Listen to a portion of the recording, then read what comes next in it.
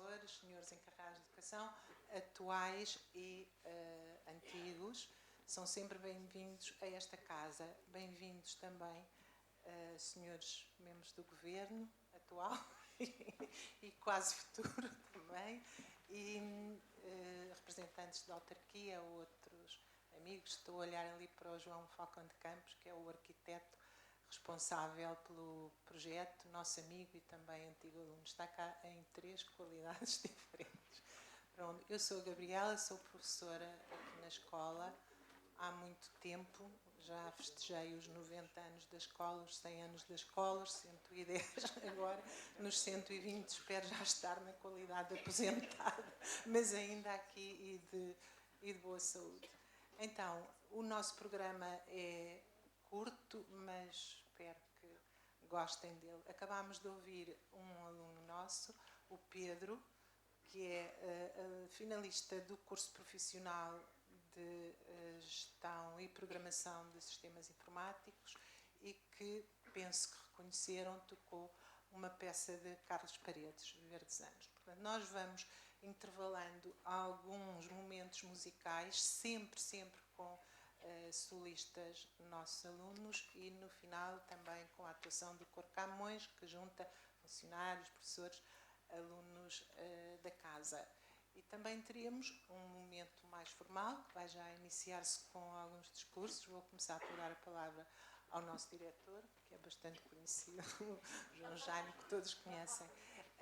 Também vai acontecer, como é habitual, no dia 16 de outubro de cada ano, a entrega do diploma de mérito ao melhor aluno finalista do ano passado. Portanto, são jovens que já estão agora no ensino superior, já passaram, e aquele que foi o melhor aluno de cada curso vai receber hoje, em princípio, das mãos do seu anterior diretor de turma, o diploma de mérito. Eu já vi alguns, já vi ali a minha Joaninha, tenho sempre que fazer esta parte. Pronto, mas aqui a amizade e os sentimentos continuam sempre a sobrepor-se, acho eu, à nossa história também como uma relação mais formal, professora-aluno, não é? Eu tenho muito gosto de ser professora nesta casa há muitos anos e aqui me reformarei, penso eu. Bem-vindos. Vou dar a palavra ao João Jaime, que é o nosso diretor, como sabem. Então, mais uma vez, bem-vindos a esta casa. É com muito gosto que vos recebo e os cumprimentos, em primeiro lugar, em termos ao Sr. Secretário de Estado da Educação, Dr. João Costa, ao Vereador da Câmara Municipal de Lisboa, Manuel Grilo, à Presidente da Junta de Freguesia de Arroz, Margarida Martins, à Presidente do Conselho Nacional de Educação, Maria Emília, que está aqui também, a todos os alunos, os atuais e os que já são sempre alunos do Camões, aos professores, que também estão aqui hoje, os atuais, e aqueles também serão sempre professores, assim como os funcionários e a todos os convidados. Muito obrigado por terem vindo. E espero que esta seja um final de tarde bastante agradável e, pelo menos para nós, é de grande felicidade.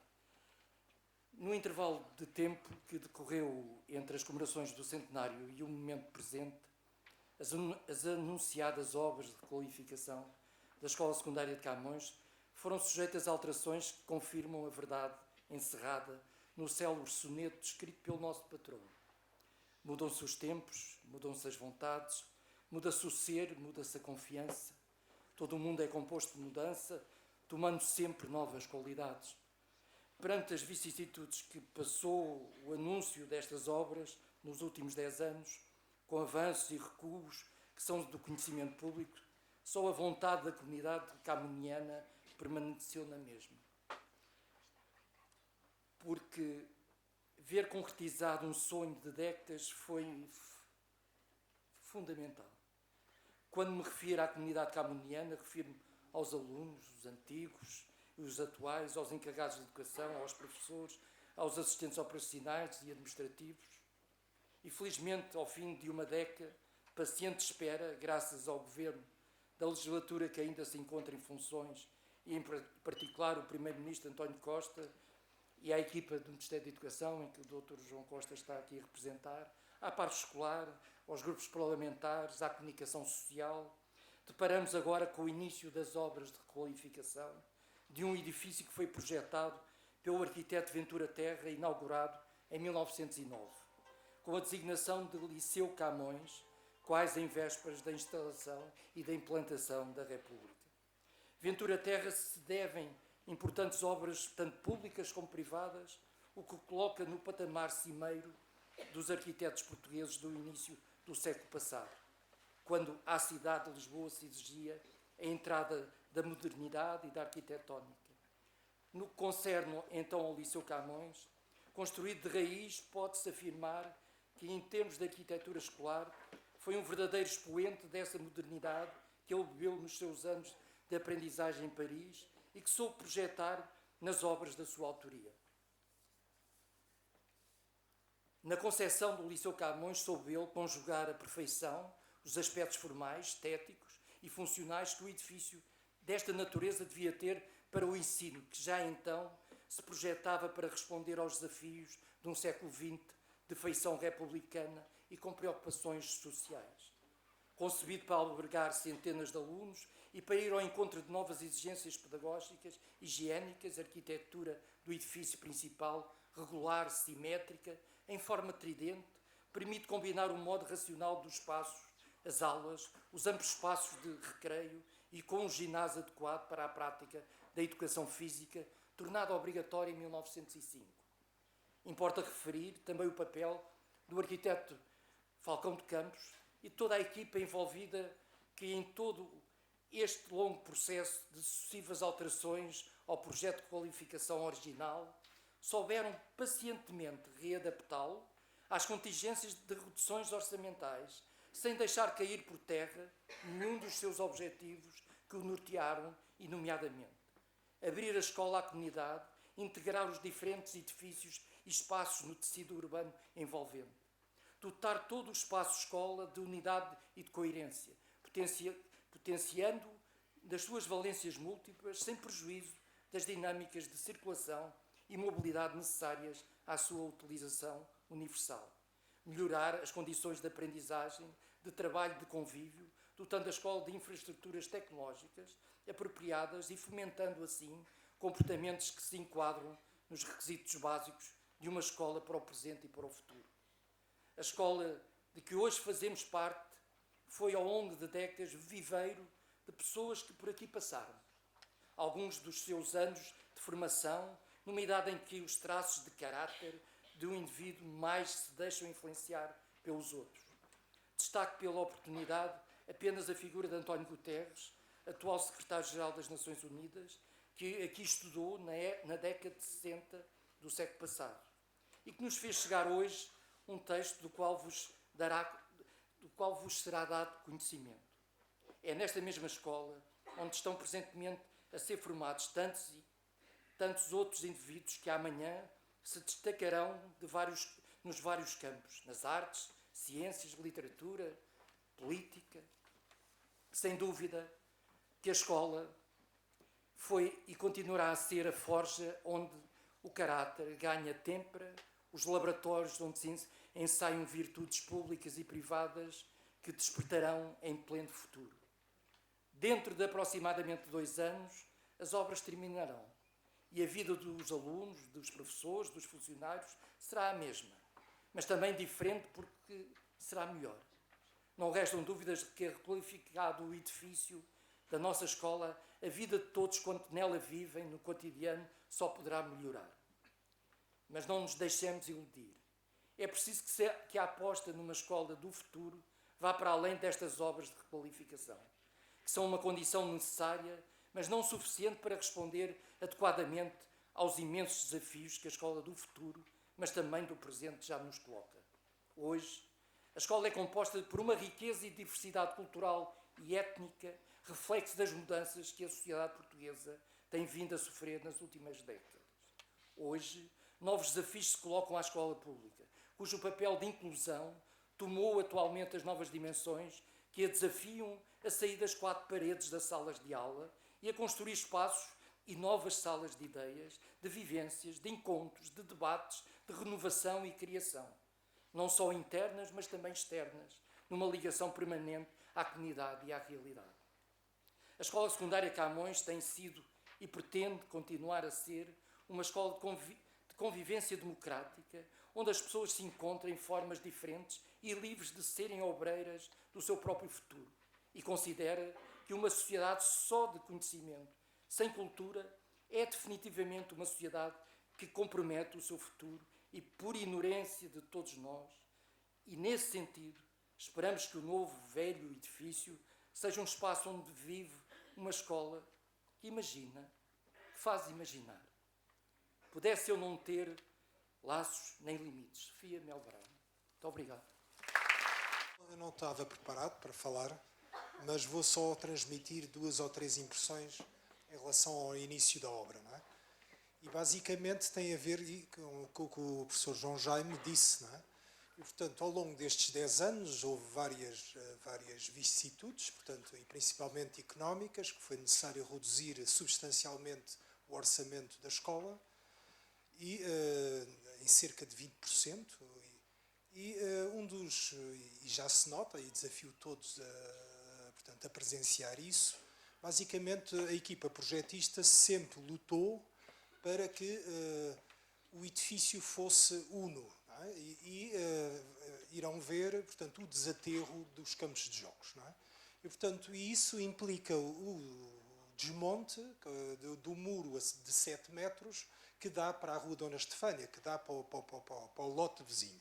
E o que é que esta atitude pretende?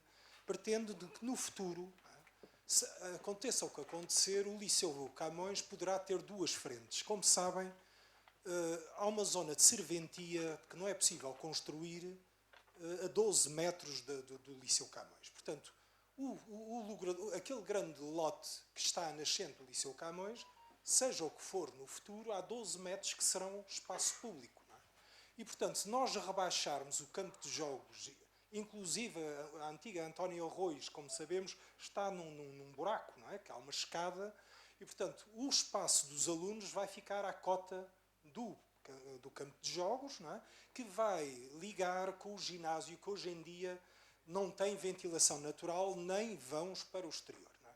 E, portanto, batemos exatamente por esta atitude de estratégia, ou esta visão estratégica, de que o Liceu, num dia posterior, vai poder abrir-se a nascente para uma nova cidade que se irá construir exatamente nestes terrenos. Não é?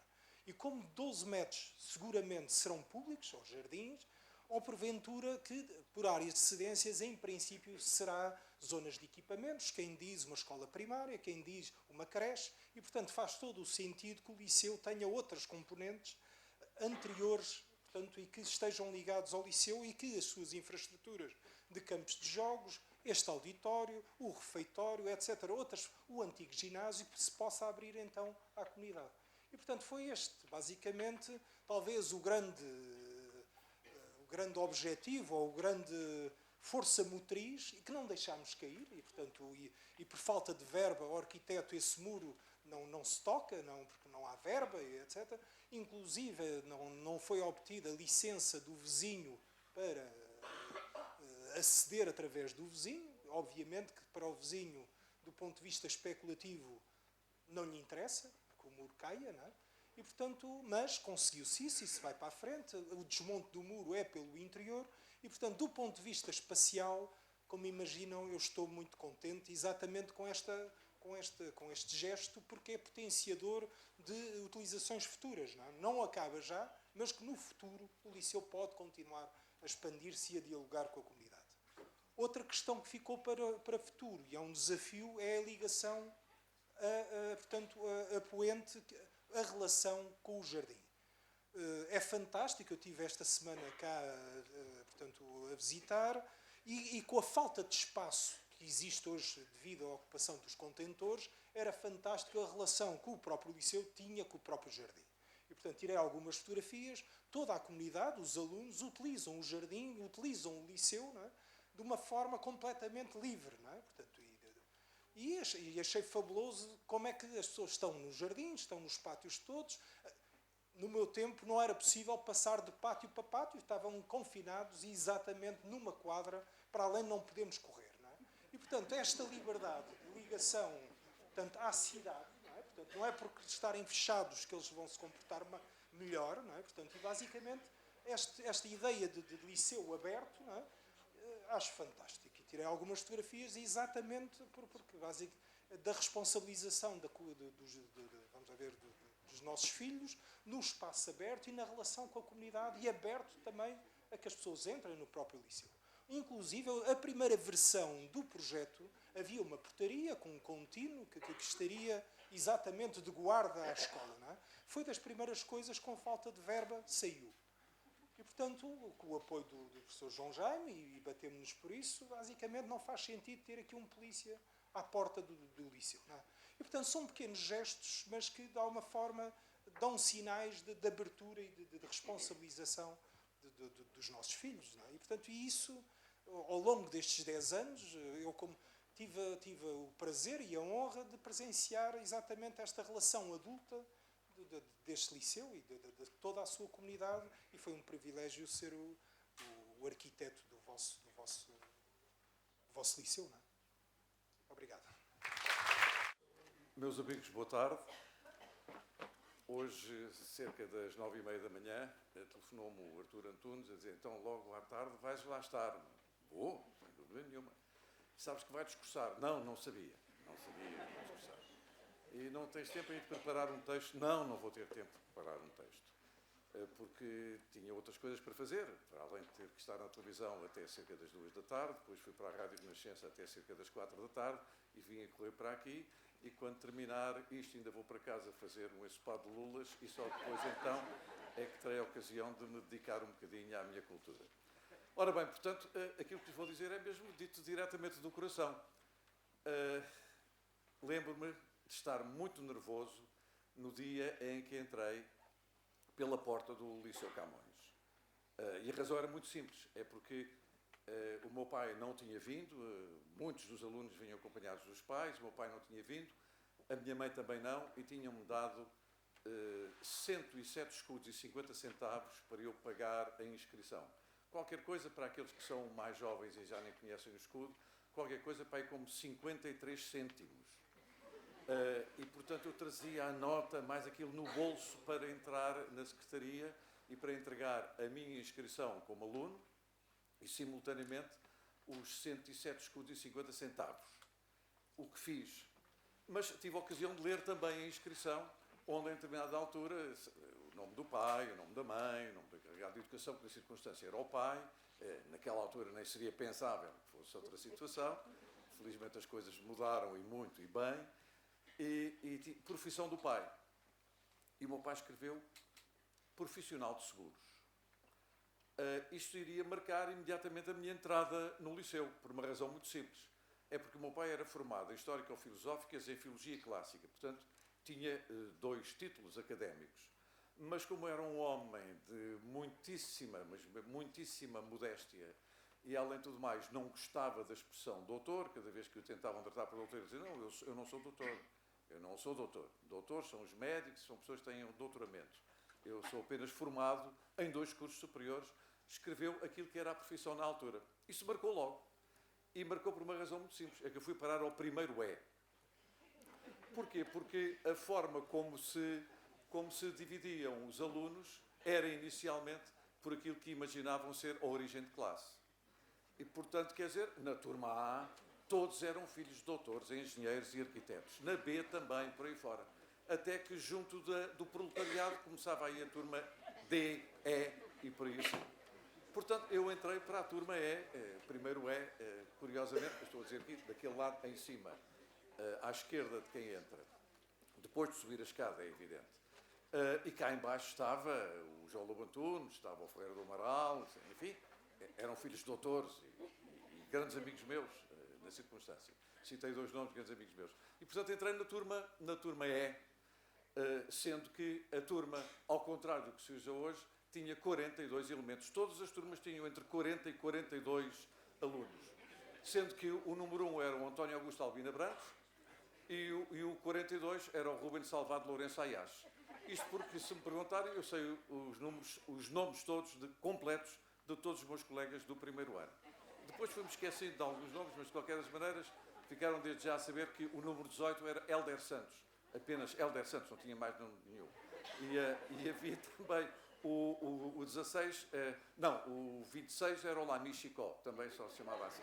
Bom, não irei muito mais por aí. Sei que, depois de ter feito a inscrição, fiquei a saber que ia assistir no ginásio à sessão de abertura das aulas. Silêncio absoluto entre um senhor que me intimidava frequentemente, bastava passar pelos corredores para eu ficar intimidado, eu e não só, e que realmente tem razão. A primeira coisa que nos disse é que era proibido correr nos pátios. O que para jovens de 10 anos, 11, 12, 13, é realmente uma coisa extraordinária, porque tentar fazer um arranque e ter que parar é difícil. É difícil porque qualquer um de nós faz sempre um arranque para ir buscar qualquer coisa, não é? Nem que seja para dar uma estalada no colega do lado. O que não era o caso. Portanto, assisti a essa sessão e depois fiquei a saber que no dia seguinte tinha que trazer uma prancheta de papelão. Que eu não sabia o que era uma prancheta de papelão. E a prancheta acompanhou-me durante vários anos, por uma razão muito simples. É porque esta reestruturação, esta requalificação que se está aqui a fazer, naquela altura, eventualmente, ao nível do mobiliário, já precisava. Porque as carteiras eram tão velhas, tão carcomidas, ainda com o buraco para nós pormos o tinteiro, para caneta ainda de molhar no tinteiro. Portanto, como vê, eu não sou dos 110 anos da televisão, nem da televisão, nem do liceu. Eu tenho a memória. E o que aconteceu é que tinha que trazer a prancheta. Porquê? Porque era inviável, era impossível escrever em cima do tampo das carteiras, porque estavam carcomidas de carunchos. Portanto, era obrigatório nós trazermos uma prancheta de papelão para depois pormos ali os nossos cadernos, etc., para podermos escrever ou desenhar. Foi realmente uma marca também desta minha entrada no liceu. Quanto ao resto, e agora faria aqui um desfile de memórias, todas elas boas, dão-me para pensar que realmente Shakespeare tinha razão. Aliás, teve razão tantas vezes, não é? É porque realmente aprender cedo e bem é qualquer coisa que se leva pela memória e pela vida fora. E foi isto que me aconteceu aqui. Foi aprender cedo e bem.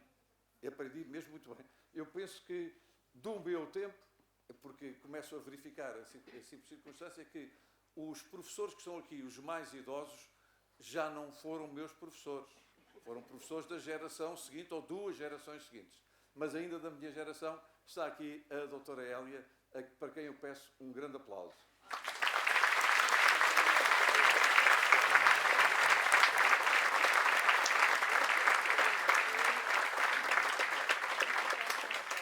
E finalmente dizer-vos que esta minha ligação afetiva para com o Camões levou-me a vir aqui de vez em quando, mesmo quase sem pedir licença, ao contínuo, ao tal contínuo. Porque o contínuo naquela altura estava incluído numa qualificação, hoje em dia, inqualificável, que era o chamado pessoal menor. Não há pessoal menor, não há pessoas menores, mesmo que sejam do tamanho da Maria Vieira, não são pessoal menor. Na circunstância do tamanho moral, talvez, isso é outra questão. Mas o facto é que havia pessoal menor, o que é uma coisa horrível, uma definição horrível que se perde naturalmente com o tempo em que eu e muitos dos que estão aqui vivemos. E esse tempo é realmente para esquecer, porque os tempos novos vêm aí. Por outro lado, apanhei uma frase sua, engenheiro, que ele é engenheiro, é professor, mas é engenheiro, o engenheiro João Jaime, apanhei uma frase sua relativamente à abertura que a escola tem que ter. E lembrei-me, estava a ouvi-lo e lembrei-me de uma frase do Essa que dizia: não podemos viver a melancolia de uma escola tipo cadeia, porque a escola deve ir para a rua, a escola deve funcionar na rua. E eu acho que é isso que vai acontecer com estes pátios cada vez mais abertos e com a tal divisão que correspondia também a uma cancela. Não era apenas o facto dos dois pátios estarem separados por um túnel. Tinha também uma cancela que impedia a rapaziada do lado de cá para se passar para o lado de lá. Independentemente desta escola que hoje em dia todos e todas convivem da melhor maneira, eu desejo que sim, nós temos apenas duas turmas de meninas que não estavam sequer ao alcance do nosso cheiro, quanto mais do tato. Estavam ao alcance da vista porque estavam no primeiro andar numa turma de letras. Só os meus colegas que tinham ido para letras é que tinham o privilégio de com elas confraternizarem. Portanto, ainda bem que tudo isto mudou, ainda bem que nós nos batemos, e aí eu peço um grande aplauso para o João Jaime, que é o grande herói disto.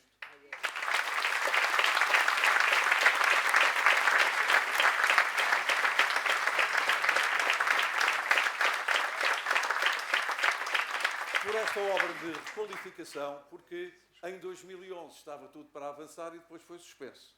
E em 2013, os velhos alunos do liceu, e velhos são os trapos, os antigos alunos do liceu, entre aqui, está aqui o meu querido amigo, és tu que me telefonas de manhã, é evidente, o Artur Antunes, a dizer que eu tenho de discursar, os antigos alunos fizeram uma gala no Coliseu para se arranjar dinheiro, imaginem, mesmo refiro-me aos mais novos, para vocês não terem tanto frio no inverno, era para arranjar as janelas. E nós lá conseguimos arranjar algum dinheiro, ainda com a participação do meu querido João Lobo Antunes, por exemplo, e outros que, entretanto, já partiram, para arranjarmos dinheiro para as janelas. Agora, eu creio que é com 15 milhões de euros, se não estou em erro. Eu não sei porque é uma verba com a qual eu não lido habitualmente, mas com 15 milhões de euros nós vamos ter um liceu velho, novo, a estrear. E isso leva-me a concluir o seguinte: seja em que disciplina for, eu desejo que todos sejam muito felizes e que aprendam como o Shakespeare exatamente citou e como eu aqui acabei de citar. Porque o professor Agostinho da Silva não foi aluno deste liceu, mas disse uma coisa muito interessante. É melhor aprender matemática ou é melhor aprender latim? E a conclusão é melhor é não ser estúpido. Meus amigos, boa tarde, muito obrigado. Ok, então eu vou ler a mensagem que o António Guterres fez o favor de enviar. É com muito gosto que me dirijo a vós, unindo-me com jubilo às comemorações do 110º aniversário da Escola Secundária de Camões, em Lisboa. São muitas e saudosas as recordações que tenho do meu tempo de estudante neste liceu. Sinto-me privilegiado por ter feito parte de tão distinta instituição que, entre outras lições, me ensinou a importância do rigor, da dedicação aos estudos e da partilha dos talentos. Sabemos que a educação é um direito humano que tem um papel fundamental para a construção da paz e para o desenvolvimento sustentável das sociedades. Sabemos ainda que, lamentavelmente, este direito não é uma realidade para todos. Por esta razão, o acesso universal à educação de qualidade é uma das minhas prioridades como Secretário-Geral das Nações Unidas, sendo também um dos objetivos de desenvolvimento sustentável. Vivemos hoje uma crise na educação a nível mundial. É frequente que os jovens não adquiram os conhecimentos de que precisam para navegar nos mares da revolução digital. Para os dias de hoje e para o futuro, é preciso que os estudantes não apenas aprendam, é também preciso aprender a aprender. Uma educação de qualidade deve combinar conhecimento com desenvolvimento de competências e pensamento crítico. Deve também informar sobre a sustentabilidade e a emergência climática e promover a igualdade de género, os direitos humanos e uma cultura de paz. De facto, a educação é uma das ferramentas mais poderosas que temos para realizar todos os objetivos de desenvolvimento sustentável e construir o futuro que queremos, com sociedades inclusivas, prósperas e pacíficas num planeta sustentável. Nesta trajetória, conto com a vossa participação e o vosso apoio. Nesse espírito de parceria, desejo-vos uma excelente celebração. Obrigado.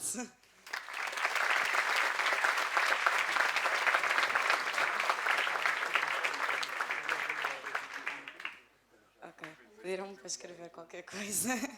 Portanto, eu partilho da mensagem do Secretário-Geral das Nações Unidas quanto à necessidade de um melhor acesso à educação e de um ensino mais inclusivo, que lute pela igualdade de género e de oportunidades e pelo desenvolvimento de uma maior capacidade de espírito crítico nos jovens.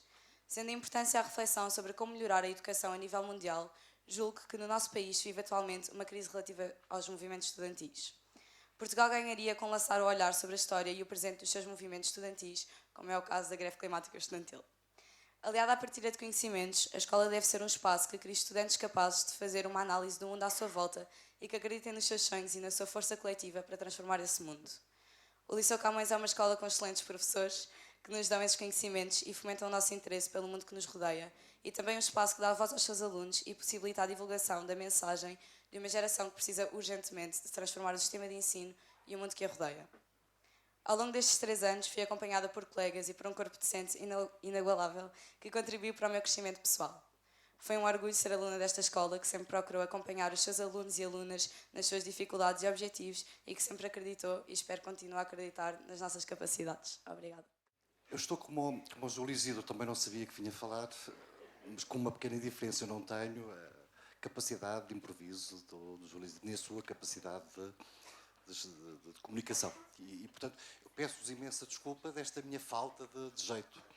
Mas, de qualquer forma, quero saudar todo este caminho, todo este exemplo que o Liceu Camões, que os seus professores, mas também que os seus antigos alunos, os seus antigos professores, nos deram a todos.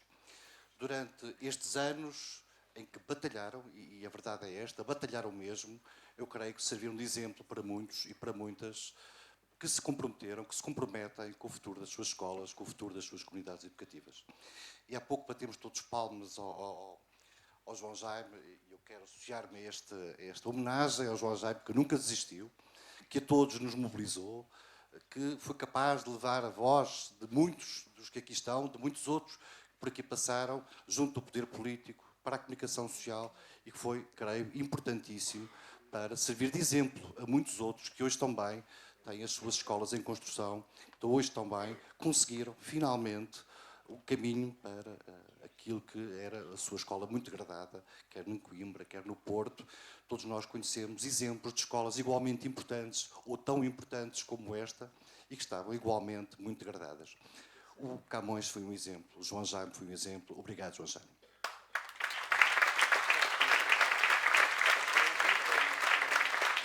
Eu creio que nesta luta ganharam. E, portanto, deixa-me dar os parabéns. Ganharam. Ganharam a reabilitação da escola, ganharam, foi uma luta muito grande, mas parabéns porque ganharam. E eu creio que também temos sempre desafios pela frente. Temos desafios a que esta escola também nos tem dado exemplos também na forma como é gerida, como a gestão democrática aqui não é palavra vã, e a forma partilhada, participada, como todos aqui nesta escola dão disso testemunho. Eu creio que é muito importante destacar a forma como ela é gerida e como ela constitui também um exemplo de gestão democrática, mesmo quando a legislação não é muito favorável à gestão democrática. Aqui percebe-se que há uma participação, há uma partilha, que eu creio que é também um farol para muitos. O Camões sempre nos deu estas pistas, estas inquietações, e eu creio que continuará assim, olhando para aqui, para o que foi o passado, para o que é o presente, mas também para o que será o futuro. Eu creio que temos todos motivos de regozijo e temos também motivos para crer que esta capacidade de luta, esta capacidade de servir de farol a outros, vai continuar. Muito obrigado a todos e a todas. Boa tarde a todos. Queria agradecer muito, na pessoa do professor João Jaime, o convite para estar aqui, nele, no Sr. Vereador, na Sra. Presidente da Junta, nos convidados todos que cá estão, cumprimentar toda a comunidade do Camões. E toda a comunidade é mesmo todos aqueles para quem estou a olhar neste momento. Todos os professores que cá trabalham, o pessoal não docente que cá trabalha e, de uma forma muito particular, todos os alunos de 1909 e os alunos de 2019, que fazem, de facto, a história desta casa. Não são as paredes, temos falado aqui muito de paredes e de obras, até com o Sr. Arquiteto, quem saúde também, a explicar o que aqui vai ser feito, mas uma escola é sempre feita de vidas e nunca de paredes ou só de infraestruturas. Eu sou daqueles, eu sabia que vinha falar, mas nunca preparo nada, portanto não estou nem num patamar nem no outro. E aquilo que vos queria dizer é o quanto gosto da Escola Secundária de Camões, o quanto gosto desta comunidade, porque muitas vezes, e estava a ouvir o relato desta luta, e estava-me a lembrar, há 4 anos, quando a nossa equipa tomou posse, eu acho que ainda não tínhamos chegado do Palácio da Ajuda e já tínhamos um pedido de reunião do professor João Jaime por causa das obras. E que se não acontecesse logo na semana a seguir, de certeza que o tínhamos à porta do Ministério a rasgar as vestes, com mais não sei quantos alunos e encarregados de educação à sua volta. E ainda bem que ele é assim, ainda bem que vocês são assim, que nunca desistem de nos desinquietar com as preocupações, com as dúvidas e reclamando aquilo que era mais que evidente. Nós sabemos que um dos grandes temas de discussão neste país, por vezes em torno das infraestruturas escolares, é a Parque Escolar e as obras da Parque Escolar. Mas achar que um lugar onde os jovens passam a maior parte do seu tempo de vida entre os 12 e os 18 anos não merece as melhores condições físicas é, de facto, não ter respeito por quem trabalha e vive e cresce e se forma nestas condições. E se me perguntarem das coisas que mais me angustia, é ver, como vi aqui, ainda antes da gala que foi feita, mas também depois, alunos a dizerem que têm de vir de manta para a escola, ou que lhes chove em cima da cabeça na sala de aula, ou que o vento entra pelas janelas, porque sabemos que, obviamente, estes alunos estão numa condição desigual para aprender. Porque o bem-estar físico faz parte do bem-estar global que a escola deve proporcionar. Quando eu digo que gosto muito de vocês, gosto muito das contradições. Esta é uma escola cheia de contradições. Eu adoro-vos por causa disso. Reparem, fala-se do Camões e fala-se do Liceu. Aquela coisa, o Liceu Camões. Ninguém fala da Escola Secundária de Camões. É o Liceu. Mas isto é das instituições menos liceais que existe na cidade de Lisboa. Quer dizer, ninguém pensa no professor João Jaime, enquanto diretor, como o reitor do Liceu. Não é? É a primeira contradição evidente que temos cá. É das escolas que, para aí, semana sim, semana não, me envia cartas a dizer é preciso acabar com os exames, isto tem que ser tudo diferente, mas depois é das escolas, agora vão odiar alguns o que eu vou dizer, mas é das escolas mais obsessivas com exames, que sempre que há uma reunião fazem perguntas sobre exames.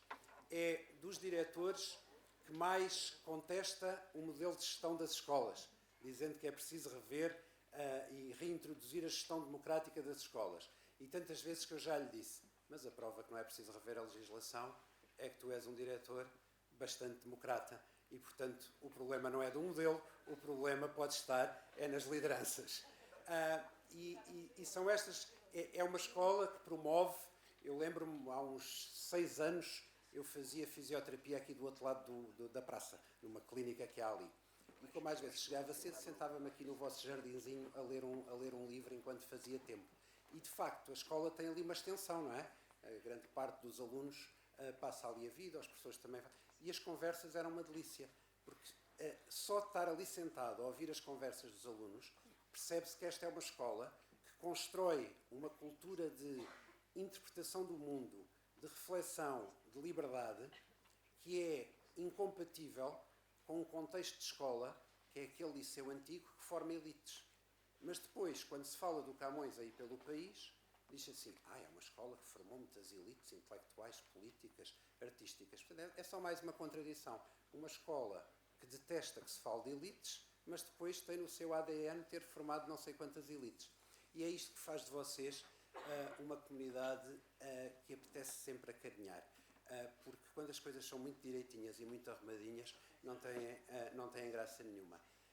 Lembro-me quando lançámos algumas medidas de política, o professor João Jaime levantava-se sempre nas reuniões de diretores e dizia, mas isso nós já fazemos. Falávamos de flexibilidade curricular, ele dizia, isso nós já fazemos. Falávamos agora com o Plano Nacional das Artes, de ter programas culturais nas escolas, e ele dizia, mas isso eu não preciso do Plano Nacional das Artes para nada. Pois não, nós é que precisamos da vossa experiência, nós é que precisamos das vossas práticas fantásticas para nos inspirarmos, para levarmos programas desta natureza para outras escolas do país. E por isso estivemos sempre a aprender convosco. A contradição mais engraçada foi há pouco com a Alice.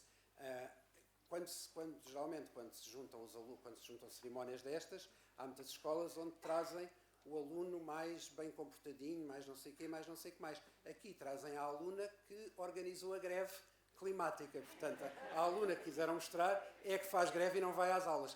Portanto, vocês são mesmo fantásticos e é isso que faz que estas vidas que passaram por aqui nestes 110 anos tenham feito e continuem a fazer com que o Camões, e reparem só no vosso poder, porque até mudam a língua, eu sou linguista, dizer o Camões é o poeta, é o largo e é a escola. Não é mais nada. Se eu disser o Camões, só posso ter estes 3 referentes. Não consigo ter mais nada.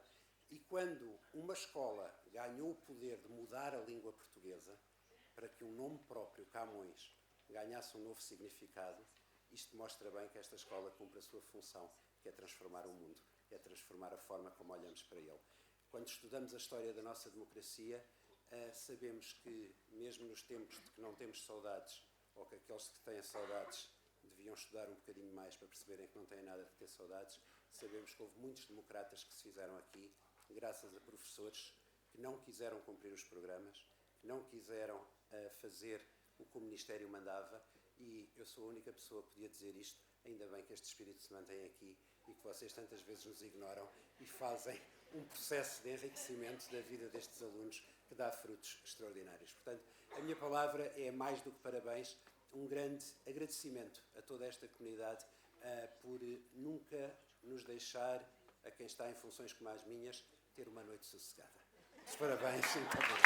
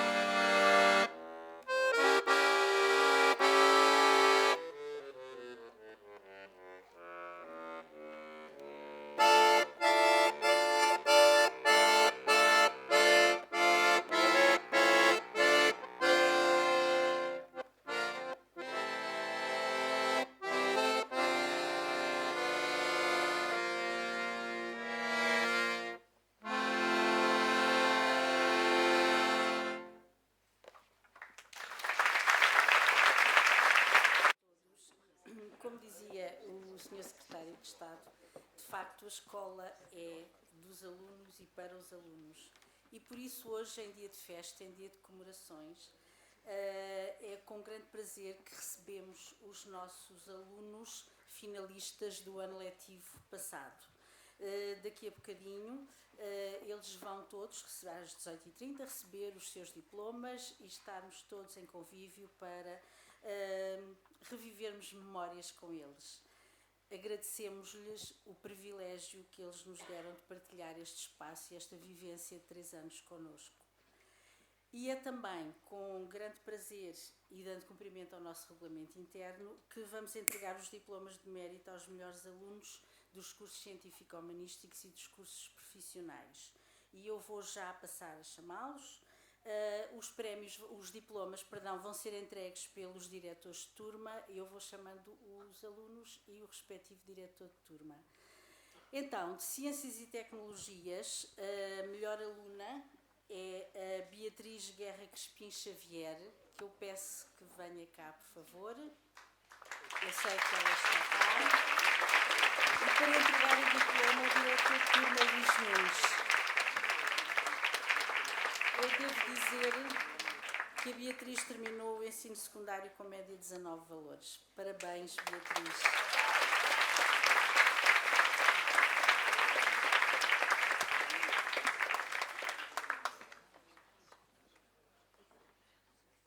Eu peço que fiquem aqui para nos juntarmos todos no fim, está bem?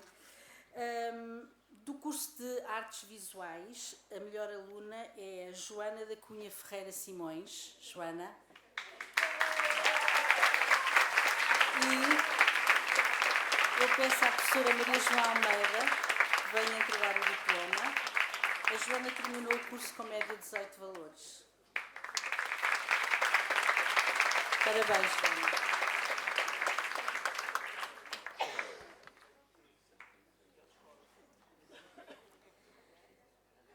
Do curso de Ciências Socioeconómicas, a melhor aluna, Joana Lacerda Alegre Eduardo. Joana, onde está a Joana? Vai entregar o diploma à diretora turma Ana Enes. A Joana terminou o curso com média 19 valores.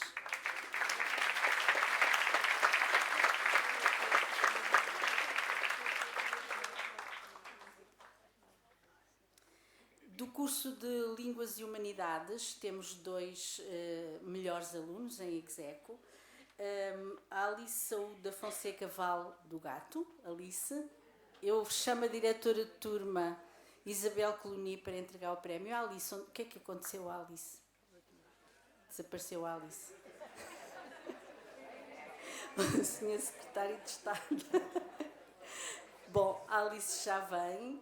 A outra aluna também que ficou com uma média igual, não pode vir, eu vou dizer o nome, é a Leonor Godinho Bravo Gaião, porque está a ter aulas neste momento, uma aula à qual não podia faltar, depois ser-lhe entregue o diploma. E a Alice? Onde anda a Alice? Não anda a Alice. Bom, do curso profissional de Técnico de Gestão e Programação de Sistemas Informáticos, TGPSI na nossa linguagem, o melhor aluno é o Vasco Camões Rodrigues, para entregar o diploma. Onde está o Vasco? Está aqui. Para entregar o diploma, a coordenadora do grupo de informática e professora Mónica Batista, professora do Vasco. Parabéns. Vai lá. Lídia. A Alice já chegou. Alice e a diretora de turma, Isabel Coloni. Eu não disse, peço desculpa. O Vasco terminou o curso com média de 16, a Alice, deixa-me verificar aqui, com a média de 18 valores. Parabéns a todos e desejo que daqui a uns anos, nos 120, 130, 150 anos da escola, vocês estejam aqui também, como tivemos hoje o privilégio de ter aqui estes alunos. Está bem? Parabéns.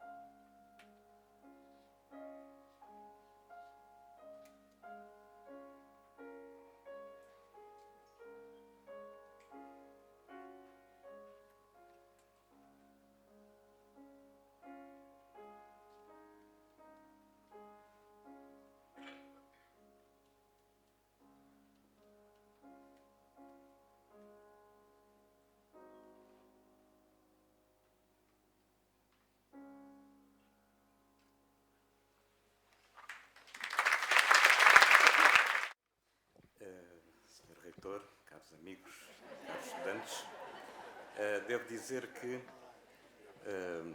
chamarem-me para falar no Liceu Camões é um bocado como na primeira aula de grego que eu tive no 6º ano com o professor Virgílio Ferreira, em que ele escreveu o alfabeto grego no quadro e disse: agora decorem isto para amanhã. E devo dizer que não levei aquilo muito a sério. No dia seguinte cheguei à aula, por azar estava na primeira fila e ele estende o dedo, então diz o alfabeto grego, o alfabeto gama delta, e não passei daí. Como hoje, se calhar, também não passo. E ele disse: não esperava isso de ti. E claro que isto fez-me pensar no que é o Liceu Camões. Quando entrei para aqui, entrei para a turma B e aqui há uns anos o António Pedro Vasconcelos, que estava farto de ouvir falar dos marxismos e dessas coisas, disse: hoje, se me falam em luta de classes, eu só falo na escola primária. E quando nós entrávamos no Liceu Camões, de facto, havia uma luta de classes, não de classes, mas de turmas. O Júlio Isidro já falou disso, porque cada turma tinha o seu nível, enfim, não era a burguesia e o proletariado, mas era a turma B, e a turma B era a turma dos bons, e havia as outras. E eu fui parar à turma B, com alguns colegas, enfim, que depois se distinguiram. E claro que nós éramos os bons, não é? Portanto, olhávamos para os outros muito de alto, e ao longo dos anos, devo dizer que essa atitude não mudou muito, porque o próprio reitor, Sérvulo Correia, estimulava essa competição. No meu caso não resultou muito, porque as minhas notas foram sempre muito médias. Depois, quando chegava ao exame, é que tinha notas para dispensar, enfim, de outros exames orais e dessas coisas complicadas. Mas a minha relação com a literatura, evidentemente, veio dos professores de português que eu tive, a professora Marina Pestana, a professora Hélia, que está aqui, a professora Caimoto Duarte, e de facto elas estimularam nesse sentido, e depois escolhi, quando cheguei ao 6º ano, escolhi letras, e ao mesmo tempo havia uma divisão entre os grupos que havia no pátio, e que no intervalo, enfim, de jogar futebol de caricas, discutiam muitas coisas, uns política, outros literatura, e claro, fazia parte do chamado grupo dos intelectuais, em que falávamos de livros, de literatura, e um dia houve um colega que chegou ao pé de nós, aqui já me aproximo da Sofia, e mostrou um livro e disse: comprei isto, mas não sei se fiz bem, porque eu não sei abrir o livro e não sei se isto é poesia. Claro que para nós a poesia naquela altura era a poesia dos manuais, com rimas, com métrica, tudo muito certinho, e aquele livro, enfim, era verso livre, não havia nem rima, nem métrica, e pegámos no livro e explicámos ao nosso colega: não, isto é mesmo poesia, portanto, podes ler à vontade, nós também já tínhamos lido coisas dessas. Esse colega, que tinha vindo da escola primária do bairro de São Miguel, onde foi meu colega e que depois esteve comigo até ao 5º ano, era o António Guterres. Claro que depois ele passou a gostar de poesia e da Sofia de outra maneira. E eu julgo que talvez por causa disso, ter visto esse livro da Sofia, deve ter sido nesse ano de 65, porque tenho o livro com a dedicatória. Um outro colega meu, sim, foi 29 de abril de 65, portanto foi em presente de anos, porque eu fazia anos nesse dia, e ele também, que foi Luís Miguel Sintra, ofereceu-me o livro 6º da Sofia de Melbrenner, com uma dedicatória, enfim: um dia muitos serão os homens e olharão para a terra de frente, tu serás um deles. Enfim, não sei se sou, mas pelo menos o Luís Miguel achava que sim. Ora bem, ler o livro 6º da Sofia aos 16 anos foi, digamos, uma revelação e uma revolução. Uma revelação porque a Sofia fala das coisas de uma forma completamente diferente. Ela pega num objeto e descreve esse objeto como se o estivesse a ver.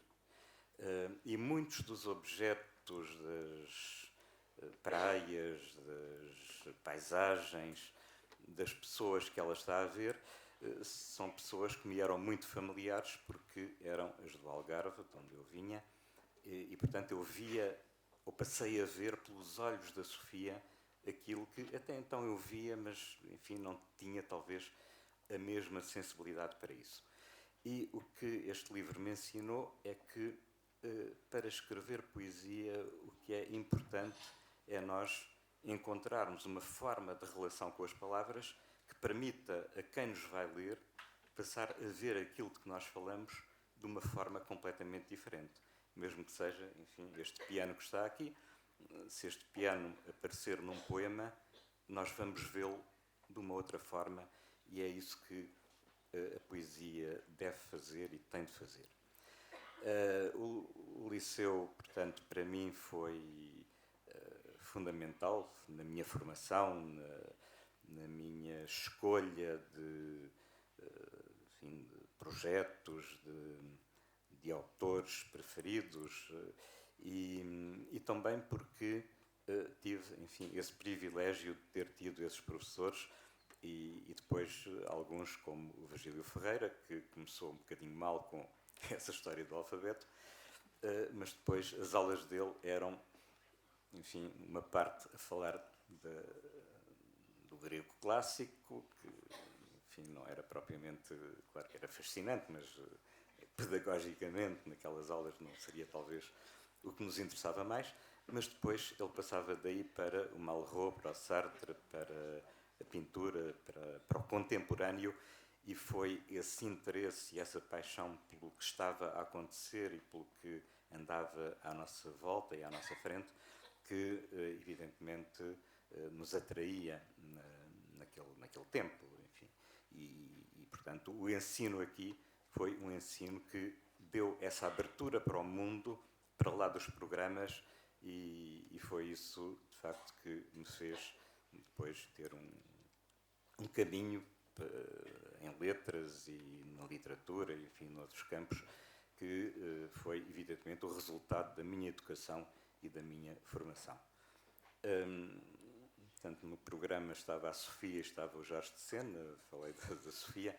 O Jorge de Sena foi também um poeta que descobri no liceu, talvez depois da Sofia, e também o que é importante, ou o que foi importante para mim no Jorge de Sena, foi um livro chamado Metamorfoses, um livro em que ele escreve poemas a partir de fotografias de quadros, de escultura, de arquitetura, e descobrir, portanto, como ele fala dos fuzilamentos de Goya numa carta aos filhos, como ele fala do Camões dirigindo-se aos contemporâneos, e de certo modo o Jorge de Sena põe-se na pele do Camões quando escreve esse poema. Portanto, cada poema desse livro é também uma descoberta que podemos fazer da maneira como nos podemos relacionar com a arte, com a pintura, com a própria literatura e depois num outro livro dele, que é a Arte da Música, com as peças musicais. Portanto, a Sofia e o Jorge de Sena, eu penso que são dois poetas que continuam a poder ensinar-nos muito e a fazer-nos descobrir como a literatura, como a poesia é um objeto fascinante e como, sem ele, no fundo, a nossa vida será sempre um pouco incompleta. Obrigado.